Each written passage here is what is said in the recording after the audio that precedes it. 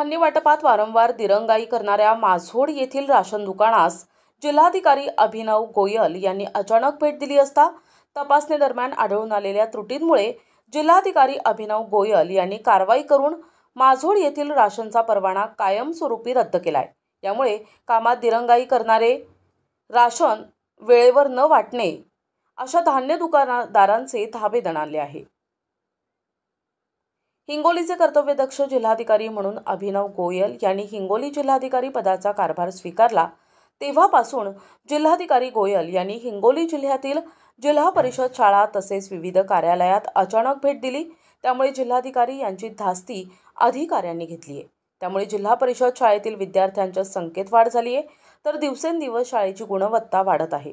आता तर जिल्हाधिकारी अभिनव गोयल यांनी हिंगोली जिल्ह्यातील राशन दुकानदारांकडून होत असलेली दिरंगाई, वेळेवर राशन वाटप न करणं, राशन दुकान बंद ठेवणं, धान्य वाटप कामकाजातील उदासीनता दूर करण्यासाठी जिल्हाधिकारी अभिनव गोयल यांनी थेट पात्र लाभार्थ्यांना विहित वेळेत धान्य मिळावे तसेच दिरंगाईखोर रास्तभाव दुकानदारांवर प्रशासनाची वचक बसविण्याकरता पुरवठा विभागाला कडक सूचना दिल्या आहे।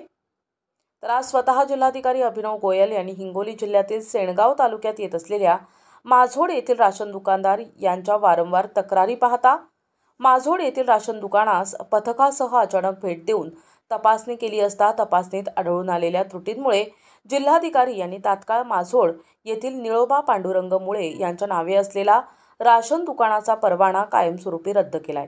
यावेळी जिल्हाधिकारी यांच्या पथकातील जिल्हा पुरवठा अधिकारी अप्पासाहेब पाटील, निरीक्षक अधिकारी विशाल लोहटे, महसूल सहाय्यक PV काळबांडे तसेच ग्रामपंचायत NG ढोले हे उपस्थित होते।